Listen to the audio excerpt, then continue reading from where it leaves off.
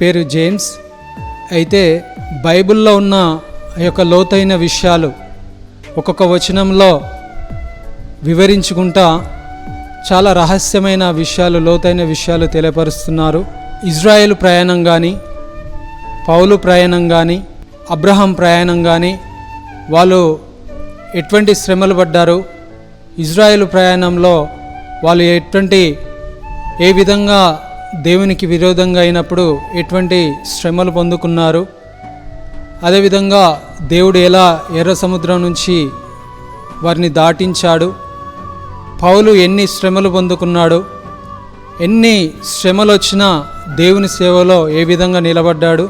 ఈ యొక్క బైబిల్ కాలేజీలో చాలా మంచి అవకాశం. దేవుని మహాకృపను బట్టి ఇక్కడ కొరుట్ల ప్రాంతంలో జీవన్ రాజ్ మినిస్ట్రీస్ తరపున ఇట్లా 40th batch Bible training start అయిందని తెలిసినాక నేను అనుకున్న ఏ విధంగానైనా సరే ట్రైనింగ్లో నేను అనుకున్న ఎంత మనీ కట్టాలో, ఎన్ని లక్షలు కట్టాలో నేను అనుకున్నా. బయట BTH, MTH ఇవన్నీ చాలా కోర్సులు చేస్తున్నప్పుడు లక్షల ఫీజులు అయితే అని తెలిసింది. కానీ దేవుని మహాకృపను బట్టి ఇక్కడ ఉచితం అని తెలిసినప్పుడు నేను చాలా సంతోషంగా ఇక్కడ నేను బైబుల్ తర్ఫీద్ పొందడానికి నేను వచ్చాను. జీవన్ రాజ్ కాలేజ్ వాళ్ళు ఇక్కడ కోరుట్ల దగ్గర బైబుల్ ట్రైనింగ్ ఇస్తున్నారు అని తెలిసినప్పుడు అబ్బా మరి ఇంత బైబుల్ చదువుతున్నా నాకు అర్థమైతే లేదు, మరి ట్రైనింగ్ చేస్తే ఇంకెన్నో తెలుసుకోవచ్చు అని చెప్పేసి ఆశతో నచ్చినప్పుడు బైబుల్ కాలేజీలో ఎంతగానో మర్మాలు తెలుసుకుంటున్నాను. నేను బైబుల్ చదివినప్పుడు అర్థం కాకపోతుండే, కానీ ఇక్కడికి వచ్చినాక బైబుల్ దాంట్లో నేను చదివిన దానికి అర్థాలు వీళ్ళు చెప్తుంటే ఒకటి నేను ఆ రోజు చదివిన దీనికి అర్థం మీద అని ఎంతగానో మర్మాలు చెప్తుంటే అబ్బా ఇంత అర్థాలు ఉన్నాయని చెప్పేసి అందుకు ఆ యొక్క తర్ఫీదులో అనేకమైనటువంటి సత్యాలు నేను తెలుసుకుంటున్నాను. అనుభవజ్ఞులు, ఉపదేశకులు, అభిషక్తులైనటువంటి దైవజనుల ద్వారా, వారి బోధ ద్వారా నేను అనేకమైనటువంటి సత్యాలు, రహస్యాలు, మర్మాలు తెలుసుకోవడం జరిగింది. నేను చాలా బలపడుతున్నాను ఆత్మీయంగా. నేను ఎప్పుడు వినని సంగతులు బైబిల్లో చదువుతున్నప్పుడు అర్థం కాలేదు, కానీ ఇప్పుడు ఒక్కొక్క అధ్యాయం, ఒక్కొక్క వచనము వింటూ ఉంటుండే దాని వివరణ, ఆ యొక్క జరిగినటువంటి సందర్భంలో అక్కడ క్షుణ్ణంగా మాకు కళ్ళకు కట్టినట్టుగా మాకు టీచర్స్ గారు మాకు బోధించడం జరుగుతుంది. ఆ OT సర్వే, NT సర్వే ద్వారా నాకు అర్థమైంది. అలాగే అర్థమయ్యే విధంగా మంచిగా చెబుతున్నారు. గ్రంథాలు ఎవరెవరు రాశారు, ఏ గ్రంథం ఏ ప్రవక్త రాశారు అనేది వివరంగా మన డయాగ్రామ్స్ ద్వారా కానీ, మ్యాపుల ద్వారా కానీ వివరంగా, క్లుప్తంగా అర్థమయ్యేలా చెబుతున్నారు. ఇక్కడ వచ్చిన తర్వాత అనేక మాకు బోధించారు. అందులో ఉన్న పక్షి గుడారము, రాజులు, న్యాయాధిపతులు గురించి నేర్చుకున్నాను. పౌలు ప్రయాణం, అబ్రహాం ప్రయాణం, ఇస్రాయేల్ ప్రయాణం ఎలాగా ఐగుప్తు నుంచి కనానాకు ఎలాగ వెళ్ళారు అవన్నీ నేర్చుకున్నాను. మీలో ఎవరైనా ఆసక్తి గల వారు ఉంటే బైబిల్ కాలేజీలు వచ్చి తర్ఫీదు పొందవలసిందిగా మనవి చేస్తున్నాం. అలాగే సేవకుడు ఏ విధంగా ఉండాలి, సేవకుడు లక్షణాలు ఏంటి, పౌలు ప్రయాణం వల్ల ఆయన ఎంత శ్రమ పొందినా కానీ సేవ నిమిత్తము ఎంతో హింసింపబడ్డాడు, దూషింపబడ్డాడు, కొట్టబడ్డాడు, అయినా కానీ సేవను విడిచిపెట్టకుండా ఎలా చేశాడు. మనం సేవ కూడా అలా చేయాలని, మనం భారం కలిగి సేవ చేయాలని నిర్ణయించుకోవడం జరిగింది, తెలుసుకోవడం జరిగింది. మాలాంటి అనేకమైన పేదవారి కోసం ఉచితంగా వారు నిర్వహించారు. అందును బట్టి వారికి వందనాలు. ఈ జీవన్ రాజ్ బైబుల్ ట్రైనింగ్లో మేము అనేకమైన నూతనమైన విషయాలు, అసలు బైబుల్లో ఏం జరిగింది, ఏమున్నవి, ఇంకా జరగబోతున్నాయి, రాబోతున్నవి, ఇంకెన్నో విషయాలు, దాగి ఉన్న మర్మములు అనేకమైన తెలుసుకున్నాను. ఇక్కడ జాయిన్ అయ్యాను. మొదటి రోజుగా మా రాజ్పాల్ గారు మాకు అన్నీ చెప్పారు, ఈ కాలేజీలో ఇలా ఉండాలి. ఇంతకుముందు నేను ఇహలోకంలో ఉన్నప్పటికీ దేవుని సేవ చేయాలని ఆశ లేకపోతుండే, కానీ దేవుని సేవ చేయాలని ఒక ఆసక్తి వచ్చింది. మరి బైబిల్ చదువుతున్నప్పటికీ దేవుడు చాలా అంటే చాలా విషయాలు మర్మయుక్తంగా నాకు తెలియజేసిండు. ఈ జీవన్ బైబిల్ కాలేజ్ ద్వారా నేను తెలుసుకునేది చాలా మర్మాలు తెలుసుకున్నాను. ఇంకోటి ఏంటంటే భక్తుల గురించి కూడా నేను నేర్చుకున్నాను.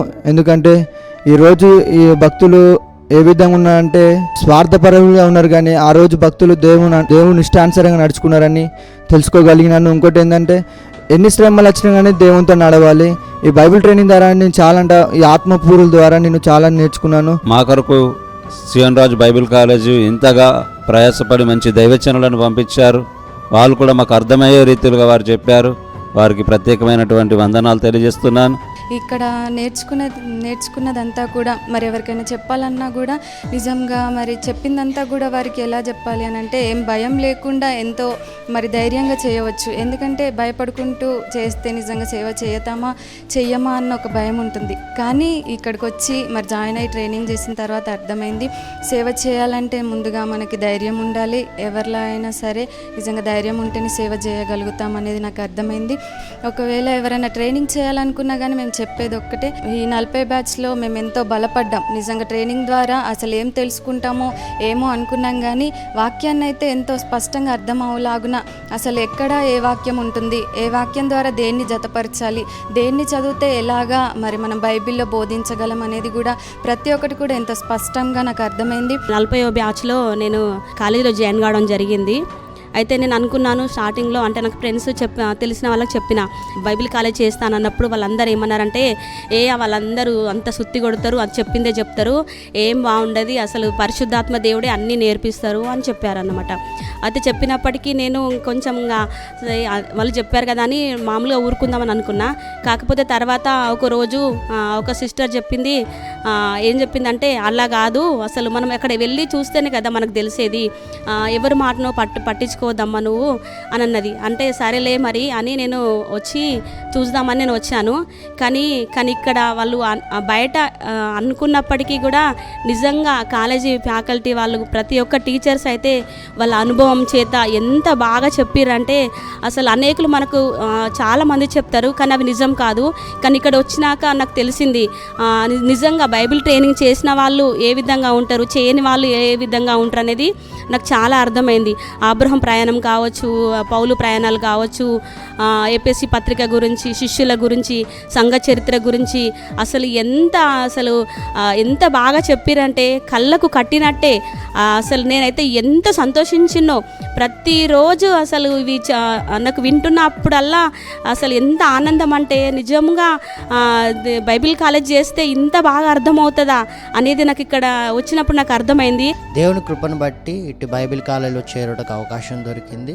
బైబిల్ కాలేజీలో ఉన్నటువంటి ఉపాధ్యాయులు వారికి ఉన్నటువంటి అనుభవం ఎంతో ఉన్నతమైనదిగా ఉన్నా కానీ వారు ఎంతో సునాయాసంగా ఒక టాపిక్ని నిమిషాల్లో చెప్పేది, నిమిషాల్లో మరి ఎక్స్ప్లెయిన్ చేసే వెళ్ళొచ్చు. కానీ మా కొరకు ఫ్రమ్ ద రూట్స్ మేము ఒకటి నేర్చుకోవాలి, మరొక విషయాన్ని కేవలం ఆ టాపిక్ని అక్కడి మట్టుకే కుదించకుండా మరి దానికి ఉన్నటువంటి బ్యాక్గ్రౌండ్, దానికి కావాల్సినటువంటి మౌలిక జ్ఞానాన్ని కూడా వారు బోధించు రీతిగా ఒక్కొక్కటి ఎంతో డీప్గా మాకు ఎక్స్ప్లెయిన్ చేస్తూ, ఎక్కడ కూడా ఏ ఒక్క విషయంలో కూడా కొదువగాను మరి ఇంకా డౌట్ మిగిలిపోయేటట్టుగాను ఉండకుండా ప్రతి ఒక్కటి నివృత్తిపరుస్తూ చాలా వివరణాత్మకంగా చెప్తున్నారు.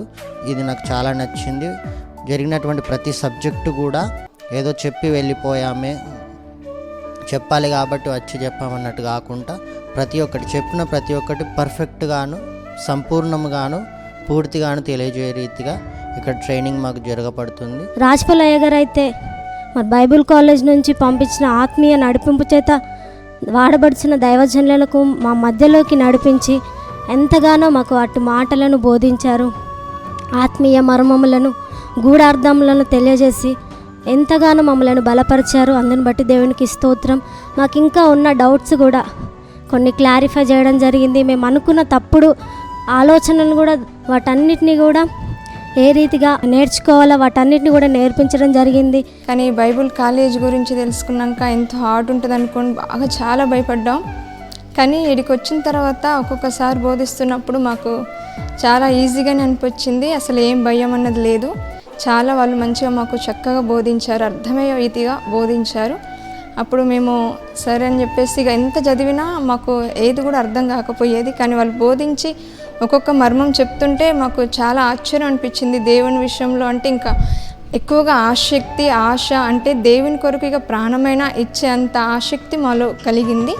ఆ విధంగా అసలు దేవుని కొరకు జీవిస్తే బ్రతుకుతే దేవుని కొరకే అన్నట్లుగా మాకు అంతగా ఫీల్ అయిపోయింది. మాకు మంచి హృదయము, అంతగా దేవుని మీద ఆసక్తి కలిగి ఉన్నాం. ఇక్కడికి వచ్చిన తర్వాత నేను చాలా విషయాలు నేర్చుకోవడం జరిగింది. ఓటీ సర్వే, ఎంట్రీ సర్వే, ప్రత్యక్ష గుడారం అయితే నాకు చాలా బాగా ఇష్టమైన సబ్జెక్ట్ అది. నేను ఫస్ట్ నుంచి కూడా ప్రత్యక్ష గుడారం గురించి ఎంతో తెలుసుకోవాలని ఆశ బాగుండేది. అయినప్పటికీ నాకు చెప్పేవాళ్ళు లేక నేను సరిగ్గా తెలుసుకోలేకపోయాను. ఇక్కడికి వచ్చిన తర్వాత ప్రత్యక్ష గుడారం అంటే ఏంటిది, ఆవరణం అంటే ఏంటిది, ఆవరణంలాగా మనం ఎలా ఉండాలి, యాజకుడిని ఎలా నిర్మించుకుంటాడు, యాజకుడు ఉండవలసిన లక్షణాలు ఏంటి, ఆ ప్రత్యక్ష గుడారంలో ప్రవేశించినప్పుడు మనం ఎలా ఉండాలి అనే దాని గురించి నేను ప్రత్యక్ష గుడారంలో ఉన్న అన్ని లోతైన సబ్జెక్టులు నేను తెలుసుకున్నాను. Jeevan Raj international Bible college వారు ఎంతగానో మాకు మంచిగా ప్రతిదీ కూడా సమకూర్చారు. చాలాసార్లు బైబిల్ చదివాను, అంటే నిర్గమాకాండం. అయితే ఆ లేఖన భాగాలు ప్రత్యక్ష గుడారానికి సంబంధించినవి ఇవి ఇందులోనే ఉంటాయా అని తెలియదు. సార్ చెప్పిన తర్వాత ఇట్లా చదువుతుంటే ఇవేనా అని చెప్పి క్లారిటీగా అర్థమైంది, మంచిగా అనిపించింది. అందులో ఇక్కడ నేను చాలా నేర్చుకున్నాను. ఎలా అంటే ఏ విధంగా వాక్యాన్ని బోధించాలో కూడా అర్థం కాదు, తెలియదు. కానీ ఇక్కడికి వచ్చాక బైబుల్ ట్రైనింగ్ చేస్తూ వాక్యాన్ని ఏ విధంగా బోధించాలి, ఎలా మనం ప్రార్థన చేయాలి, ఎలా పరిచర్య చేయాలో చాలా లోతైన మర్మాలను నేను తెలుసుకున్నాను.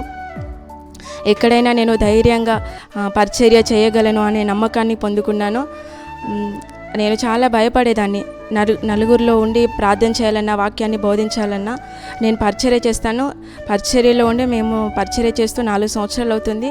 కానీ ఎక్కడైనా వాక్యాన్ని బోధించాలంటే చాలా భయపడేదాన్ని. కానీ కాలేజ్లో ఆయన నేర్చుకుంటూ ఉంటుంటే నాకు ధైర్యం వస్తూ ఎలా ప్రార్థన చేయాలి, ఎలా నలుగురిలో వెళ్ళాలి, ఎలా దేవుని మార్గంలో నడవాలి, ఇంకా ఏ విధంగా తగ్గించుకోవాలని అనేక మర్మాలను నేను తెలుసుకున్నాను. కానీ ఇక్కడికి వచ్చినాక అనేక లోతైన మర్మాలు నేను తెలుసుకోగలిగినాను. ప్రతి ఒక్క చాప్టర్లో ఒక్కొక్క వచనం యొక్క డీప్ ఎక్స్ప్లెనేషన్ కూడా నేను తెలుసుకోగలిగినాను. అందుని బట్టి దేవునికి ఎంతగానో నేను కృతజ్ఞతలు చెల్లిస్తున్నాను. అలాగే ప్రిన్సిపల్ సార్ కూడా నా వందనాలు తెలియజేస్తున్నాను. సువార్థీకరణ కానీ, సంఘ చరిత్ర, హిబ్రూ భాష, న్యాయాధిపతులు ఇవి ఇంట్రెస్టింగ్గా అనిపించింది. మరి బైబిల్ కాలేజ్లో మరి ప్రతి ఒక్క టీచర్ చెప్పే మరి ప్రతిదీ చాలా మర్మాలు ఎన్నో బోధించారు. మరి అబ్రహాం గురించి, ఇశ్రాయేల్ ప్రజల గురించి, మరి ప్రత్యక్ష గుడారం గురించి చాలా అర్థమైనాయి. మనం ఎలా ఉండాలి అనేది, యాజకుడు ఎలా ఉండాలి, మనం ఎలా మరి దేవునిలో నడవాలనేది చాలా నేర్చుకున్నాం. అయితే ఫస్ట్ మాత్రం నాకు బైబిల్లో ఏది కూడా తెలియదు. ఈ యొక్క కాలేజ్లో జాయిన్ అప్పటి నుంచి సార్స్ మాకు ఎంతగానో అసలు ఆదికాండం మొదలుకొని ప్రతి ఒక్కరు ఒక్కొక్క సబ్జెక్టు చాలా క్లియర్గా చెప్పడం. నిజంగా వారు ప్రతిరోజు ఇంకా ముందు రోజు చెప్పిందంతా రిపీట్ చేసుకుంటూ అర్థమయ్యేదాకా మాకు చెప్పడం జరుగుతుంది. నిజంగా అసలు బైబుల్ గురించిన జ్ఞానం నాకైతే అసలు ఏమీ తెలియదు, ఎంతగానో ఉందా అన్నట్టుగా నాకు అనిపించింది. ఎంత కూడా చదువు రానప్పటికీ కూడా మేము బలపడ్డాము. అని ఒక్కొక్క సబ్జెక్టులకి మేము బలపడ్డాం, సరి చేసుకున్నాం, లోబడ్డాం. ఈ యొక్క కాలేజ్ ఎంతో మంచి అవకాశాన్ని మాకు కల్పించడం ద్వారా నేను ఇంకా ఎన్నో విషయాలు ఈ ట్రైనింగ్ ద్వారా ఎన్టీ సర్వే, ఓటీ సర్వే క్లాసెస్లో ఇంకెన్నో నేర్చుకున్నాను. అదే రీతిగా మళ్ళీ ఇంకా అబ్రహాము ప్రయాణాలు, 12 మంది శిష్యులు, పౌలు ప్రయాణాల ద్వారా సేవలో ఎట్లా ముందుకు నడవాలి, ఇంకా ప్రతి సమస్యలలో, ప్రతి పరిస్థితులలో ఏ రీతిగా ముందుకు నడవాలనో మరి వాటి ద్వారా నేను ఎంతగానో బలపరచబడ్డాను. నేను ఈ కాలేజ్ ద్వారా అసలు నేను రక్షణ పొందింది మొదలుకొని నేను ఒక్కసారి కూడా బైబిల్ చదవలేదు. ఈ కాలేజ్ ద్వారా అయితే నేను మరి బైబిల్ కంప్లీట్ చేసేందుకు దేవుడు ఎంతగానో మరి కృప చూపించిండు. బైబిల్ క్లాస్లో దేవుని యొక్క లోతైన మర్మాలు తెలుసుకొని ఎంతగానో బలపడ్డాను. ఆ టీచర్లు కూడా మాకు మంచిగా బోధించారు, మేము మంచిగా నేర్చుకున్నాం. అసలు ఇంతకుముందుకు బైబిల్ ఎన్నిసార్లు చదివినా నాకు అర్థం కాకపోతుండే, కానీ ఇప్పుడు ఈ ఒక క్లాస్ ద్వారా బైబిల్ మంచిగా అర్థమైనాయి. సియోను రాజ్ బైబిల్ కాలేజ్లో చేరిన తర్వాత మన ప్రొఫెసర్స్ సార్ వాళ్ళు ఏ విధంగా చెప్పారో అవన్నీ నేర్చుకున్నాను. వాళ్ళు చాలా బాగా బోధించారు. వాళ్ళు చెప్పి నాకు చాలా బాగా అర్థమైంది. మళ్ళీ నాలో ఉన్న భయం అంతా పోయింది. వీళ్ళు చెప్పేదంతా కూడా నిజంగా అసలు సేవ నిజంగా చేయాలి, ఏ వయసుతో పని లేదు అని చెప్పేసి నిజంగా చాలా బలపడ్డాము. చాలా అసలు ఎంతో ఆత్మీయంగా బలపరచబడడానికి ఎంతో ఉపయోగపడ్డది. వీళ్ళంతా కూడా సార్స్, ప్రొఫెసర్స్ ఎంతో చక్కగా వాళ్ళ సొంతంగా వాళ్ళ లైఫ్లో ఉన్న సాక్ష్యం కూడా మాతో షేర్ చేసుకుంటూ ఎంతో మమ్మల్ని బలపరుస్తున్నారు. హెబ్రూ భాష కీర్తనలు 119 అధ్యాయం జరిగినప్పుడు ఆలెఫ్ బీత్ అని ఉండటం అవి ఏంటో తెలియకపోయేది. హెబ్రీ భాష జరిగినప్పుడు హెబ్రీలోని ఆల్ఫాబెట్సే కీర్తన గ్రంథంలో ఉన్నాయని తెలుసుకోవడం జరిగింది. అంతేకాకుండా హెబ్రీ భాషలో కొన్ని అర్థాలు, గాడ్ అంటే ఎలోహిం అని, నాబీ అంటే ప్రాఫెక్ట్ అని, ఇంకా ఇలా ఎన్నో ఆత్మీయ అర్థాలు తెలుసుకోవడం జరిగింది. అంతేకాకుండా 1 to 10 నెంబర్స్ హెబ్రీలో ఏమంటారో మళ్ళీ మన యొక్క పేర్లు మనకు హెబ్రీ భాషలో రాయడం అనేది తెలుసుకోవడం జరిగింది. అనేక మర్మాలు నిజంగా అర్థమయ్యే రీతిగా బైబిల్ చదివినప్పుడు మాకు అర్థం కాని నిజంగా బైబిల్లో ఉన్న ప్రతి ఒక్క మర్మకు ఎంతో నిజంగా గూఢమైన అర్థాలు మాకు బోధించారు.